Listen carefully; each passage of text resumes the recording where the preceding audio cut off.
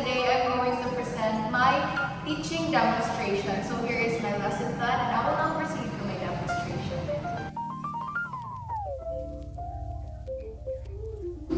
Good morning, grade 7, Oni. Okay, so how are you feeling today? Alright, some are feeling good, some are feeling sad, broken-hearted, George. So, of course, it's me again, your teacher, Al. But before we start our discussion, what's happening at the back? Why is it so dirty? Can we all please tidy up our areas? Can you arrange your chairs? Please arrange your chairs in proper lines. And please pick up pieces of papers under your chairs and on your armchairs. Also, please sit properly, alright? I'll count to 5. 1, 2, 3, 4, 5. Okay, so that's better. Now, before we start our class, let us first all stand up and have our morning prayer. Prayer leader, please lead the prayer. Amen. Alright, of course, before we start, I need to check the attendance first. So, from your seating arrangement, I can see that every seat is occupied. So I assume that no one is absent. Alright? No one is absent, right? Okay, so no one is absent now. So, okay, before I start the discussion again, what did we do last meeting? Yes, Anne. Okay, so Anne said that the last meeting we talked about verbs, the tenses of verbs. Sorry, so you really did listen to our discussion last meeting. So that's good that you are listening and you can still work forward with it. So today, I'm first going to present our objectives for today to serve as a guide. So our objectives for today is that at the end of the session, students are expected to first differentiate active voice and passive voices of verbs. Second, transform statements from active voice to passive voice and vice versa. And lastly, use active voice and passive voices in varied contexts. So from our objective, you can already get the gist of what will be our topic today, right? So you kind of already know what will be our main topic today, and you have an idea of what will be our topic today. So first, of course, we don't start our discussion without a motivation. So we are going to have a motivation. So for today's motivation, it's called Lights, Camera, Action. So today, I have here a glass container, and inside are strips of paper. And on the strips of paper, I wrote commands. So it can be, it can ask you to eat something, or it can ask you to eat something. So it's a command of course, actions. Jump over that window chart. We're not gonna do that. It's very dangerous. So, I have here some commands, and I want maybe 5 volunteers to come in front. Alright, so we have here Anne, we have Giselle, and we have Mary. Okay, we also have Gwyneth, and we also have Alisa. Okay, so I want you now to pick papers. Now, this will serve as a charade. So, of course, our 5 volunteers here will not say what is written in the paper. Instead, they will act it out. Of course, from the title of the name or motivation, right? Discover action. You're going to be actresses. This will serve as it's like a charade. So I want you guys to describe what they are doing. Okay, first one. Okay. So what is she doing? So what is Alisa doing? Yes, Amber. Okay, it can be. She looks constipated. Oh my god. Okay. Yes, no. Okay, so Snow said that the ball was kicked by Alisa. we can infer that Alisa is kicking the ball, right? Okay, another.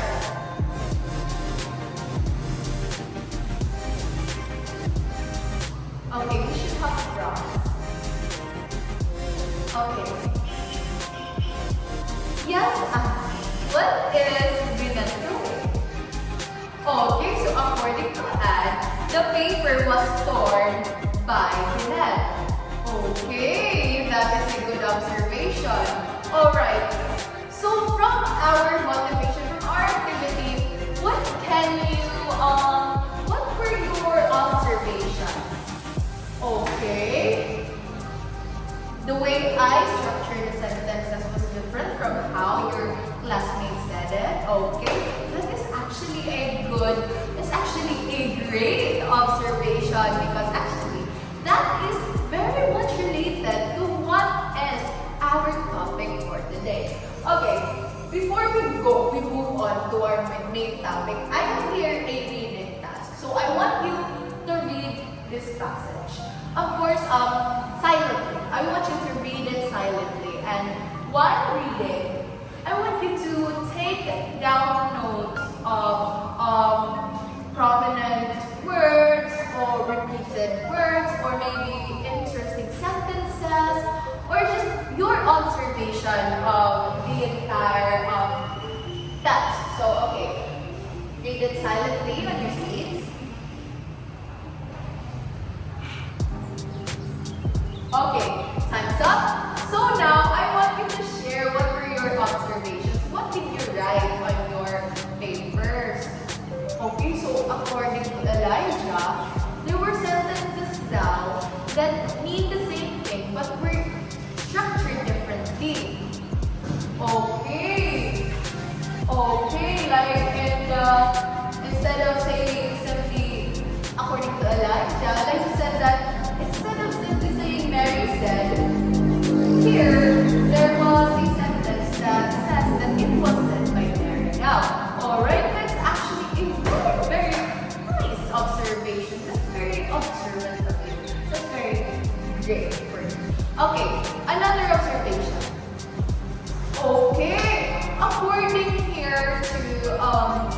Knoxdown, the word by is repeated many times here. Okay, that's very good. Slate the chat box. That's a very nice observation. Yes, people at the back. What are your observations? You're talking there. So I want to know what are your thoughts? Okay, so just like what your classmates said earlier, there are sentences that are structured differently. Sometimes the names or the names or the subject or the subject of the sentences sometimes go at the very beginning of the sentence and sometimes it's at the end. Okay, those are actually outstanding observations from you, and that's actually a great skill that you are developing. That's actually very nice. Those observations will be is related to our main topic today, and the main topic for today is the voice of the verb. So what are the voice of the verb? So the voices of verbs focuses on the functions of the subject, being either the doer or the performer, or can be the receiver of the action. So they are classified into two, and those are okay, great, okay, very nice. So according to Solana, it's the active and the passive voice. It's actually shown in our slide, but that's still very good. Okay, so we are going to talk about the voices of the verbs, especially mainly the passive and the voice. So of course we are first going to differentiate what is the active voice and what is the passive voice. So in the active voice, it occurs when the subject of the sentence acts as the performer or the doer of the action. So the subject or the main topic in the sentence acts he or she or it is the performer or the doer of the action. While in the passive voice, it indicates that the subject of the sentence, the main topic of the sentence, is now the receiver of the action. It is not the doer anymore. Instead, it is the receiver of the action. Did you get that? What was it again? The active voice. Okay, so the active voice is the doer, while the passive subject is the doer, while in the passive voice, the subject is, alright, the receiver. So, for a clear understanding of that, I have an example here. So, in the active voice, we have here people at the back. Please listen to me. So, can you please read what is shown in the slide? Okay. So in the active voice, the sentence says the teachers prepare the materials for their classes. So the subject here is, yes, people at the back. Okay, the teachers. The teachers is the subject here. What the predicate is, okay, the materials. And then in the active voice, the subject is the doer of the action. And the receiver of the action is the predicate. While on the other hand, in the passive voice, we have here, it is the same sentence, but it is structured differently. Of course, because it is now in a passive voice. So now, we say, instead of saying the teachers prepare the materials for their classes, we have the materials were prepared by the teachers for their classes. So what can you notice? Okay, so according to Lizelle, in the passive voice, the predicate earlier was now placed in the beginning and it turned into the subject. That's actually a very nice observation, Slade. And another observation.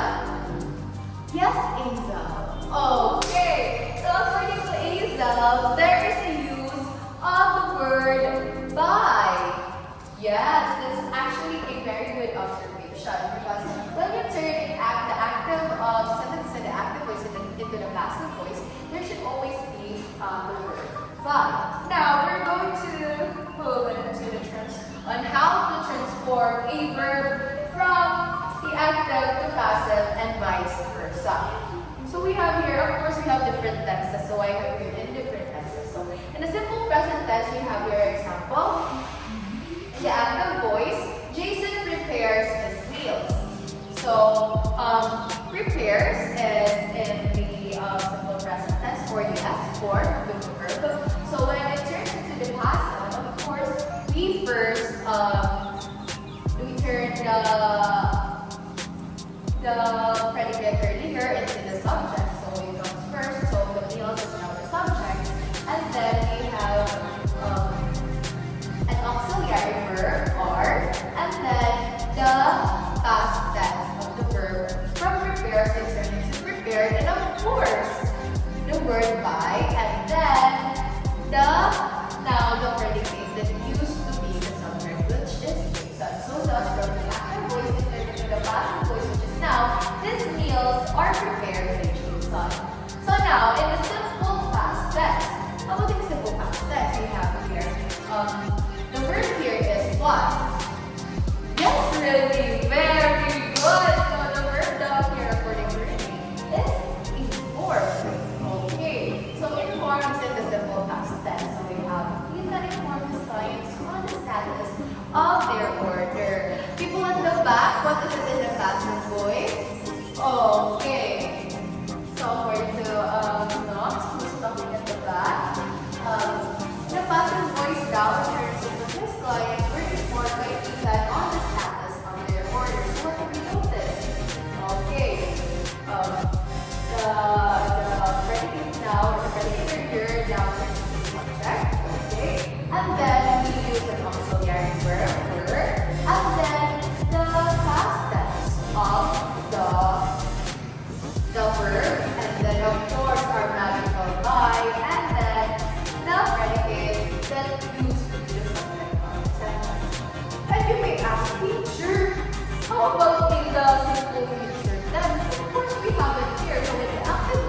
have, the students will submit their report by tomorrow.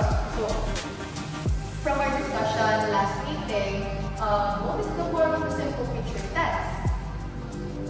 Very good, Solana. So, according to Solana, it is will plus the base form of the verb. Thus, we have will submit. So, for it to be the passive voice, again, subject is at the beginning of the sentence, and then will, which is from the structure of the simple future tense, plus the be verb or the be auxiliary, and then the past tense of the verb submitted, and then of course our magical by, and then the predicate. Alright, now the present perfect tense. So in the present perfect tense, we have here the active voice. The school has decided to shut off its operations.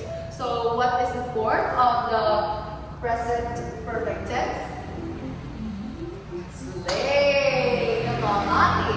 So we have here has plus the past tense of the verb. Thus we have has decided.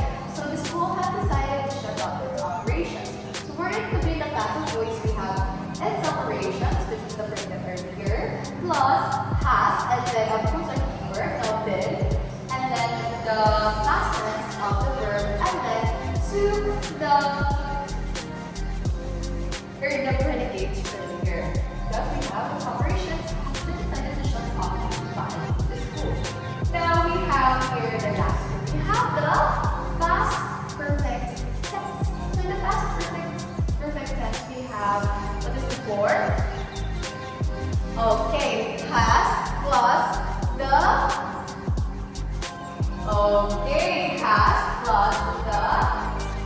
past tense of the verb. So we have Athena has studied English before she moved to the US. Again, we have here Renee, please listen. Okay. We have here English is moved to the beginning of the sentence, and then has plus our verb or auxiliary verb, and then the past tense of the verb, and then a magical by, and then as you know, unfortunately. Lastly, we ask teacher, what about the future perfect tense? Of course, the same process again. From the active voice we have Anthony will have to take before he leaves. So again, we turning it into the passive voice, same procedure. Okay, so the sentence that we have will have, because that's the form of the future perfect tense, we will have plus our verb, auxiliary verb been, and then the past tense, which is big, and then our magical by, and then Anthony before he leaves. So can you all read that? Alright, very good. So what were your takeaways? How did you understand their lesson? Yes, Solana? Okay. So according to Solana now, we turning the active voice into the passive voice, we use the word, we add the word by, and then the predicate in the active voice now becomes the subject in the passive voice. That's actually very good. And then the difference between the active voice and the passive voice is, okay, very good, Mary. That's great that you relate that. So just like what Mary said, she said that in the active voice, the subject is the doer, while in the passive voice, the subject is the receiver. Okay, now to test if you really didn't understand our lesson, I want you to get one whole sheet of paper, intermediate paper, yes, not yellow paper, not bond paper, intermediate paper. Okay. Now, this activity is entitled into the word. So in this activity, I want you to identify whether the sentences below are in the active voice or passive voice. I want you to read the instruction. And then I want you to answer this. I want you to read the instruction and then answer. Okay?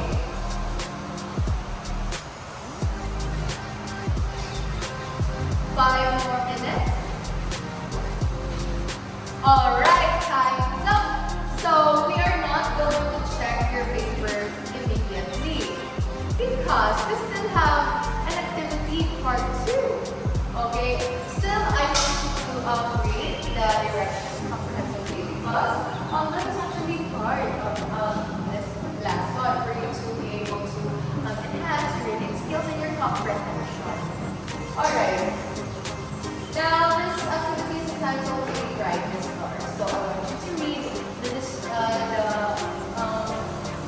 direction silently and comprehensively.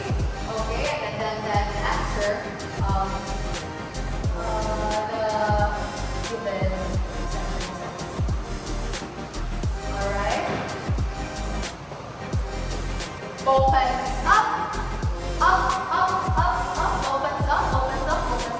Now, I want you to exchange papers with your teammates.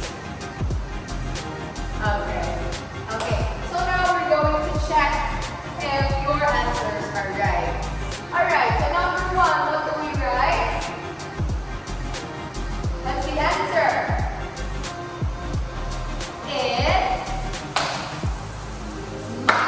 yes, it's mommy. It's not active voice, it's mommy. Yes, you should have read the instructions comprehensively before writing your answers because for those who answered active voice, that will be, we will not take that answer. It should be mommy, okay? It should be mommy. Alright, number 2. Yes, very good. Number 2 is Oni. Alright, very good. Just like your section, Oni. Okay, number 3. Alright, number 4. Great. Number 5. Alright, number 4 has 2. Alright, so according to Sulana daw, Percy solved the problem. Is that correct? Alright, and the first sentence here is in the passive voice. Okay, number 2. Slay. Number 3. Great. Number 4. Outstanding. Number 5. Very good. Alright, seems that everyone did really understand our discussion. So now, we have another activity. So this time you are going to read. Please return the papers to your classmates. Return the papers to your classmates to check. Alright, for them to also see what their scores is and where they got the items from. Alright. So in this activity, I want you to use the same paper. Okay, at the back of your paper, please read the instructions and cards. Alright.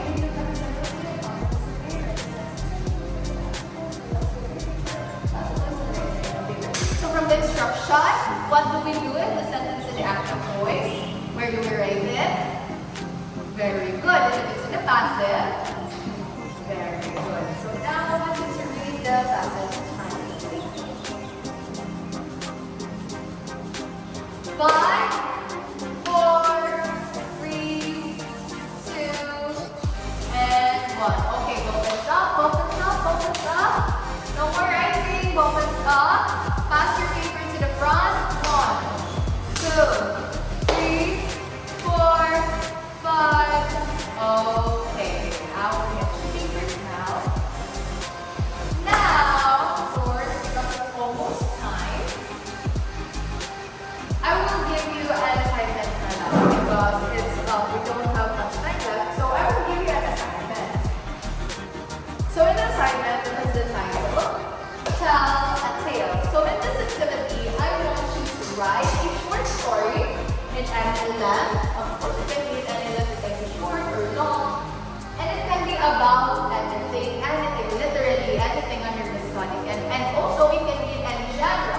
So it can be horror, it can be romance. You all know that, right? Romance.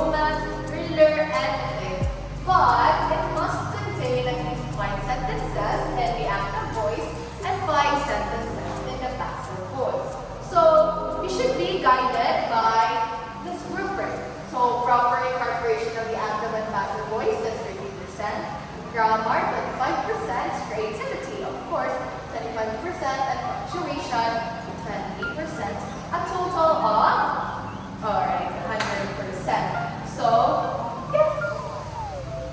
When will be the deadline? Of course, the deadline on this activity will be next week because I want to give you more time for you to think of what will be your story and what will be the genre of your story. So I want you to think creatively, think outside the box, and create a creative output worth